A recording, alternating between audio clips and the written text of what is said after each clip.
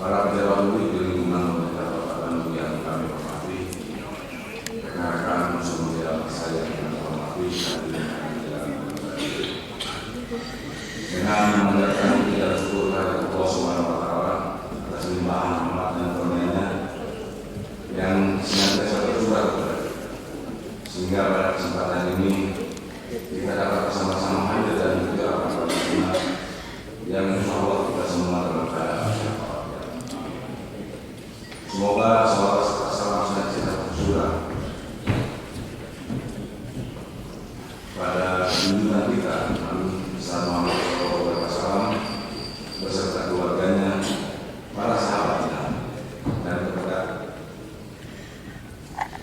kepada seluruh umatnya yang akhirnya dan insya Allah kita semua ada. Kami mengucapkan terima kasih kepada seluruh hadirin rapat paripurna yang terhormat yang telah berkenan mengundang kami. Sebelum rapat paripurna kami buka secara resmi,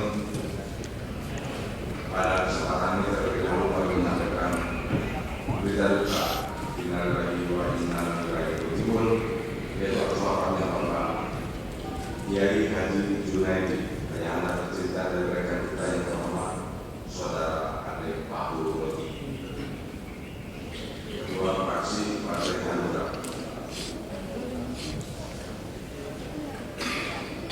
Almarhum wafat pada hari Jumat tanggal 14 Oktober 2016 dan dimakamkan pada hari Sabtu tanggal 14 Oktober 2016 di Kabupaten Pandeglang, Provinsi Banten.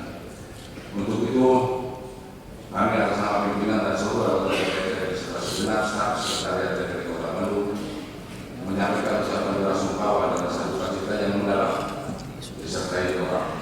Semoga almarhum diterima amal ibadahnya, diampuni segala dosa dan kekhilapan semasa hidupnya oleh Allah Subhanahu wa Ta'ala, serta diberikan tempat yang mulia. Amin ya rabbal alamin. Pada keluarga yang meninggalkan, semoga diberikan kekuatan dan ketabahan.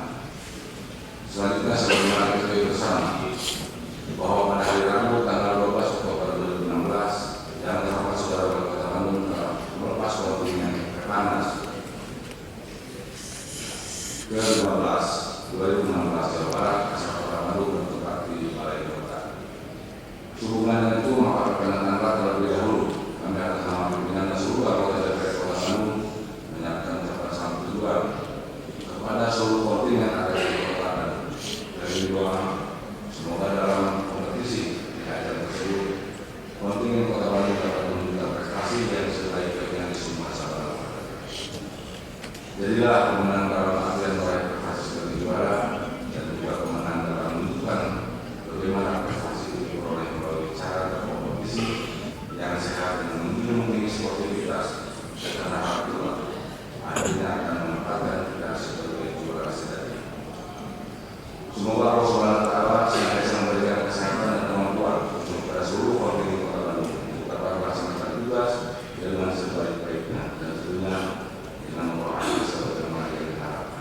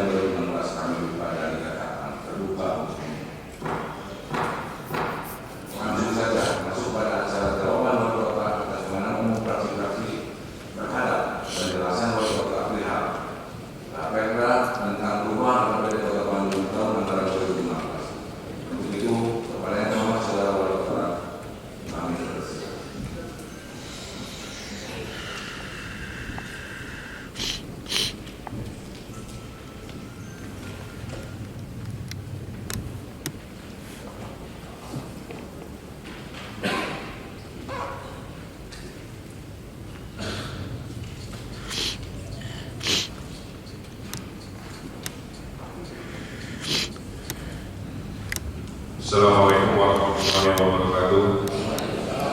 Sampurasun. Salam sejahtera untuk kita semua, yang terhormat pimpinan dan para anggota DPRD Kota Batu, yang terhormat saudara Wakil Wali Kota Batu, yang terhormat saudara Sekretaris Daerah Kota Batu, yang terhormat para anggota Forum Komunikasi Pimpinan Daerah, para pejabat publik di lingkungan pemerintah Kota Batu, dan hadirin hadirat yang dimuliakan.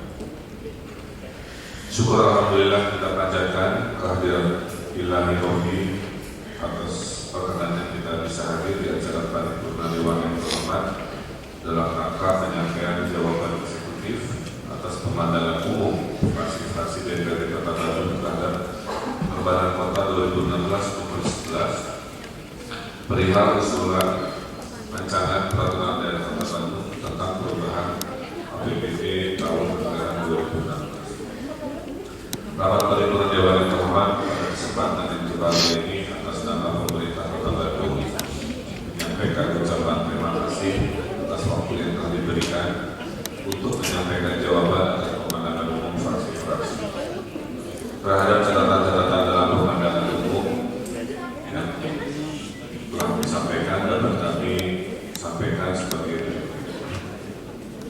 Merujuk pertanyaan dari fraksi Partai Demokrasi Indonesia Perjuangan, fraksi Partai Keadilan Sejahtera, fraksi Partai Hati Nurani Rakyat, fraksi Partai Demokrat, fraksi Partai Nasional Demokrat perihal sejauh mana hasil yang telah dicapai dari langkah-langkah serta kebijakan untuk mengoptimalisasi target pendapatan khususnya PAD, karena dari data yang diperoleh ada beberapa pos pendapatan hingga akhir September baik retribusi maupun pajak daerah yang capaiannya masih rendah, tapi dapat kami jelaskan sebagai berikut.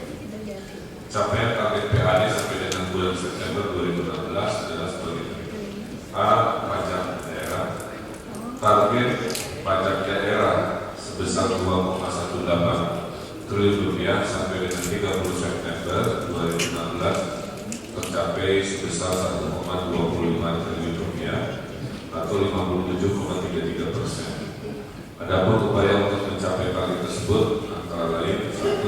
Optimalisasi sosialisasi, 2. Pendataan dan inventarisasi wajib pajak baru, 3. Penumbuhan terhadap wajib pajak self assessment, 4. Pemeriksaan penindakan, 5. Pemasangan tapping box di wajib pajak self assessment, 6. Penagihan tunggakan, 7. Koordinasi dengan institusi terkait, 8. Pengembangan sistem layanan yang berbasis IT. B. Retribusi. Target retribusi sebesar 203,76 miliar rupiah tercapai sebesar 62,91 miliar rupiah atau 30,87%. Adapun upaya untuk mencapai target tersebut antara lain meningkatkan sarana prasarana bidang perhubungan berupa mesin parkir, menerapkan aplikasi perizinan online, membentuk tim pengawasan dan pengendalian perizinan, melakukan penyesuaian tarif retribusi, pengendalian alat telekomunikasi, dan lain sebagainya. C. Hasil kekayaan daerah yang dipisahkan. Target hasil kekayaan daerah yang dipisahkan sebesar 20 miliar rupiah tercapai sebesar 9,94 miliar rupiah atau 49,72%. D. Lain-lain PAD yang sah. Target lain-lain PAD yang sah mencapai 341,24 miliar rupiah atau tercapai sebesar target sebesar 341,24 miliar rupiah tercapai sebesar 242,56 miliar rupiah atau 71,08%. 2. Merujuk pertanyaan dari fraksi Partai Demokrasi Indonesia Perjuangan perihal adanya kebijakan pusat dalam hal penurunan besaran pungutan atas BPHTB sebagaimana pelaksanaannya di Kota Batu dan sejauh mana pengaruhnya terhadap penerimaan PAD dapat kami jelaskan. Berkenaan dengan adanya kebijakan dari pemerintah pusat yang terjadi di pertengahan tahun anggaran secara langsung memberikan dampak yang cukup signifikan terhadap progres pendapatan khususnya mata pajak BPHTB, di mana masyarakat secara umum memaknai bahwa penurunan pajak berlaku secara umum, prosentase hitungan pajak daerah maupun objek sehingga di pertengahan tahun berjalan raihan pendapatan terjadi stagnasi atau penundaan transaksi dari masyarakat. 3. Merujuk pertanyaan dari fraksi Partai Demokrasi Indonesia Perjuangan, fraksi Partai Keadilan Sejahtera, Partai Hanura, Partai Nasdem perihal adanya kebijakan pusat terkait diterbitkannya Permenkeu tentang penundaan penyaluran sebagian DAU tahun 2016, di mana Kota Bandung mendapat penundaan sekitar 300 miliar rupiah. Apakah kondisi belanja tidak langsung, khususnya belanja pegawai yang merupakan belanja kompensasi dalam bentuk gaji dan tunjangan serta termasuk lainnya sudah benar-benar lama dari sisi pengalokasian? Dapat kami jelaskan sebagai berikut. Alokasi DAU masih mengacu pada Perpres nomor 137 tahun 2015 sebesar 1,67 triliun rupiah, dikarenakan di dalam Peraturan Menteri Keuangan nomor 125 tentang penundaan DAU tidak tersinggung tentang besaran DAU, dan dalam diskusi atau rapat antara Kementerian Keuangan dan beberapa pemerintah daerah tanggal 16 September di Surabaya dengan narasumber dari Kementerian menyebutkan bahwa alokasi DAU untuk daerah perangkaannya masih berdasarkan Perpres yang dimaksud. Untuk mengantisipasi penundaan transfer alokasi DAU akan dilakukan blocking atau penundaan realisasi anggaran kegiatan yang belum ada ikatan dengan pihak ketiga, dan pembekuan silpa atau sisa lelang serta penundaan investasi daerah apabila likuiditas pemerintah Kota Bandung mengalami situasi yang kurang baik. 4. Mengalokasikan anggaran belanja lain pelayanan kesehatan rujukan. 5. Merujuk pertanyaan dari fraksi Partai Demokrasi Indonesia Perjuangan dan fraksi Partai Hati Nurani Rakyat perihal pos belanja tidak langsung, sejauh mana realisasi anggaran dan kegiatan yang sudah dilaksanakan sehingga akhir triwulan 3, berapa persen kemungkinan penyerapannya, serta apakah ada program dan kegiatan prioritas yang tidak akan terselam sehingga akhir tahun. Dapat kami jelaskan sebagai berikut. Alokasi belanja tidak langsung sebesar 2,9 triliun rupiah telah terrealisasi sampai dengan triwulan 3 sebesar 1,77 triliun rupiah atau 61,16%. Belanja tidak langsung merupakan kelompok belanja yang tidak terkait secara langsung dalam pelaksanaan program kegiatan yang terdiri dari belanja pegawai, belanja subsidi, belanja hibah, belanja bantuan sosial, belanja bantuan keuangan, dan belanja tidak terduga. 6. Merujuk pertanyaan dari fraksi Partai Demokrasi Indonesia Perjuangan, fraksi Partai Gerindra, dan fraksi Partai Hanura perihal adanya usulan rencana penambahan anggaran belanja dari beberapa SKPD. Apakah hal tersebut dapat diakomodasi mengingat sisa waktu yang ada hingga akhir tahun 2016? Dapat kami jelaskan bahwa penambahan anggaran pada beberapa SKPD telah memperhitungkan sisa waktu, salah satunya memaksimalkan kegiatan proses pengadaan menggunakan e-katalog, sehingga waktu yang dibutuhkan untuk pelaksanaan kegiatan dapat lebih efisien dan diharapkan dapat terrealisasi hingga akhir tahun mendatang. 7. Merujuk pada pertanyaan fraksi PKS dan fraksi Hanura perihal langkah-langkah apa yang sudah dilakukan Pemkot dalam meningkatkan pelayanan dan kontribusi BUMD terhadap PAD, dapat kami jelaskan. Pemerintah Kota Bandung saat ini telah berupaya mengoptimalisasi potensi BUMD yang selaras dengan program pemerintah untuk memacu pertumbuhan dan perkembangan ekonomi daerah dengan beberapa program, antara lain: A. Program kredit pelatih, di mana PDBPR sebagai penyelenggara program, di mana BPR adalah sebagai penyelenggara program. Sasaran penerima kredit pelatih ini diantaranya pelaku usaha mikro yang telah eksis atau wirausaha baru atau pedagang kaki lima di lingkungan Kota Bandung. B. Guna meningkatkan kunjungan masyarakat ke pasar-pasar tradisional serta untuk meningkatkan kualitas pedagang di pasar tradisional. Saat ini sedang dilaksanakan beberapa revitalisasi pasar. C. Telah ditetapkan regulasi sebagai penunjang pelaksanaan kerjasama BUMD melalui Peraturan Wali Kota Nomor 1/2007/2015 tentang pedoman umum pendayagunaan aset. Pedoman umum pendayagunaan aset data BUMD ini kerjasama yang telah berjalan dan pemberdayaannya antara lain mulai dilakukan oleh PDAM dalam bentuk kerjasama pemanfaatan aset untuk gedung parkir di Jalan Glamnyong. Dapat kami jelaskan bahwa pemerintah Kota Bandung telah membentuk potensi retribusi pengendalian darat telekomunikasi dengan cara mendadak jumlah kendaraan telekomunikasi yang terdapat di wilayah Kota Bandung dengan rumus-rumus yang disesuaikan dengan rancangan peraturan daerah perubahan yang baru sesuai dengan amanat MK Nomor 46 tahun 2014 dan surat Kementerian Keuangan Nomor 349 tahun 2015. Dan pada tanggal 18 November 2015 diterbitkan surat Dirjen Perimbangan Keuangan, surat Dirjen Perimbangan Keuangan yang lainnya tertanggal 9 September 2016 tentang pedoman penyusunan tarif retribusi pengendalian kendaraan telekomunikasi. Jadi kami sudah menyesuaikan.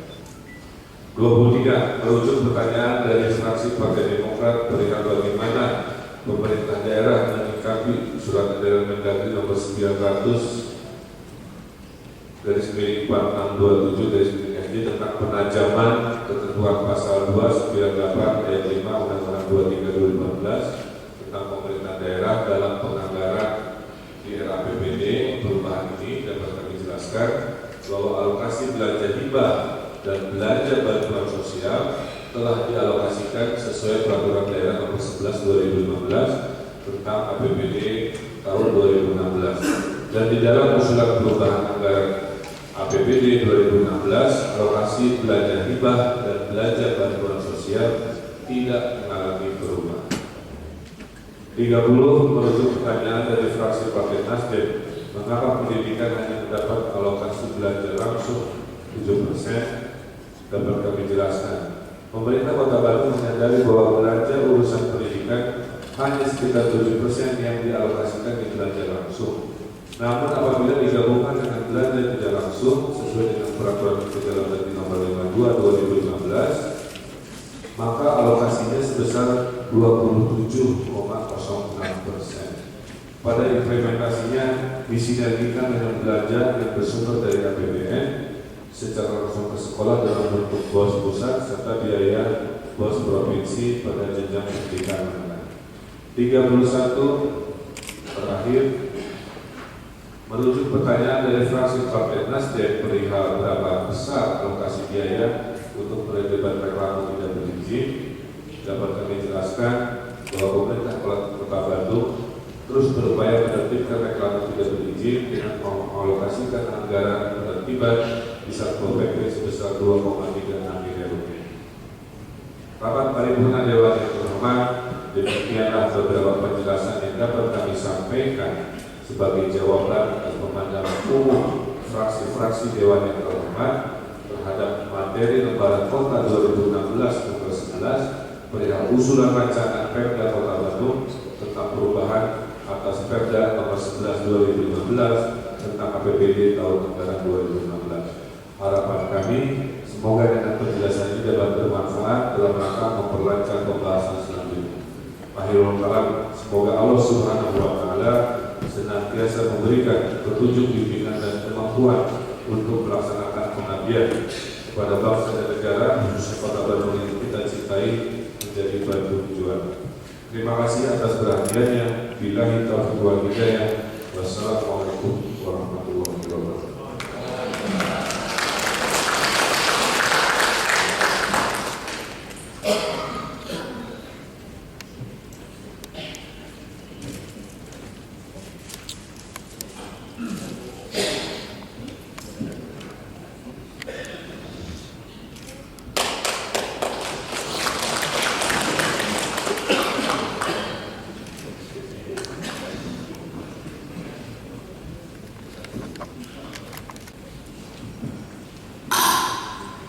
Terima kasih kepada yang terhormat Saudara Wali Kota Bandung yang telah menyampaikan jawaban atas pandangan umum fraksi-fraksi terhadap penjelasan Wali Kota perihal Raperda tentang perubahan BPD Kota Bandung tahun anggaran 2016. Dengan telah disampaikannya jawaban Wali Kota dimaksud, maka untuk pembahasan terhadap Raperda tersebut akan dilaksanakan oleh panitia khusus dulu yang nama-nama calon anggotanya telah kami umumkan pada rapat paripurna pemenangan umum fraksi.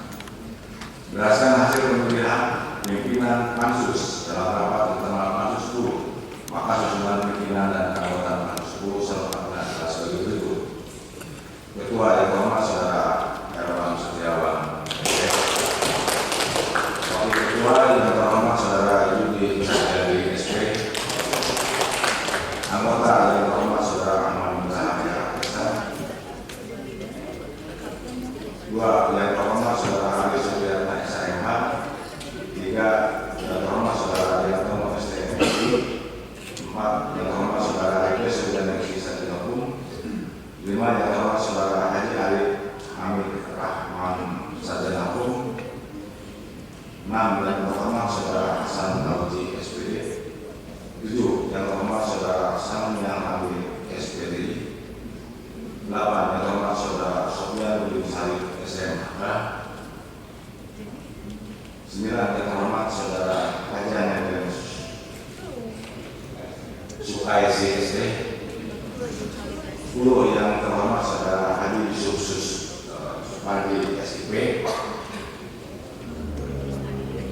11 yang terhormat Saudara Hadi Tonton Babul Muhammad SMH,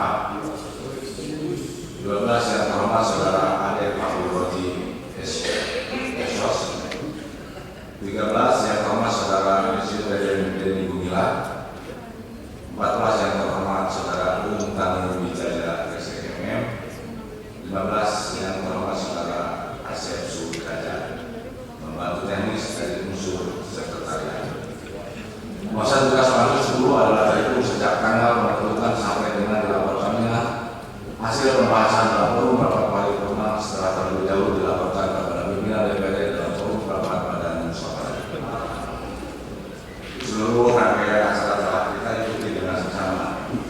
Sebelum menutup rapat paripurna ini, perkenalkan kami sekali lagi mengucapkan terima kasih kepada yang terhormat Saudara Wali Kota, yang terhormat rekan pimpinan dan para anggota dewan, para pejabat pemerintah Kota Bandung, rekan-rekan dari unsur media massa, dan hadirin undangan lainnya yang telah berkenan mengikuti rapat paripurna hari ini. Selain mohon maaf apabila dalam pelaksanaan terdapat hal yang mungkin kurang berkenan, dan khusus kepada yang terhormat Saudara Terus Edi Haryadi, kami akan menyampaikan sebuah perdewan menyampaikan ucapan selamat atas penetapannya sebagai ketua DPC Gerindra. Semoga diberikan kesuksesan dalam memilih dan semoga juga kontribusi pemikiran khususnya untuk pembangunan masyarakat dan lingkungan dari Bandung yang selama ini sudah dilakukan oleh Partai Gerindra bisa ditingkatkan kembali. Akhirnya rapat paripurna ini kami tutup dengan ucapan hamdalah. Alhamdulillah. Assalamualaikum warahmatullahi wabarakatuh.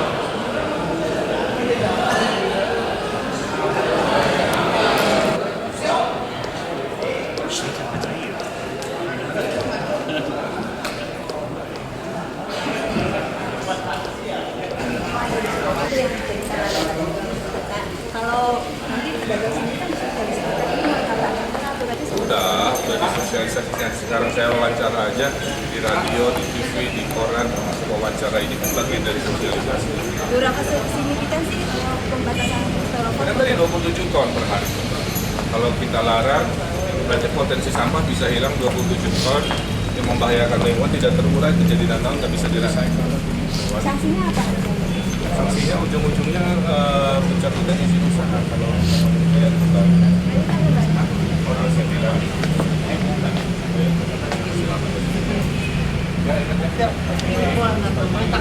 Bisa dimungkin. Tadi dapat DPR.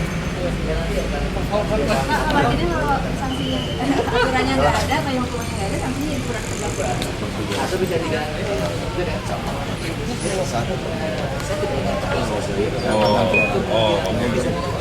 Mereka susah diakses beritanya. Oke, siap. Saya telepon.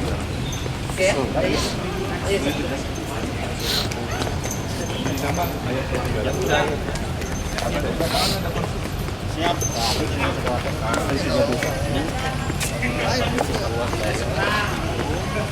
Kalau menyangkut KTP,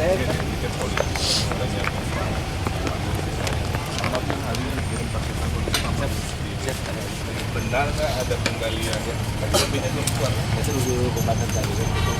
Yang saya tahu mereka memang membangun jalan di tanah PDAM, tapi bukan bangunannya. Pertanyaan saya perlu dijawab, apakah sudah ada konstruksi bangunan di titik? Ya, politik. ini mah cara menuntaskan tidak doang pada tapi enak menuntaskan wilayah. Oke. Jadi lanjut jalannya. Terima kasih.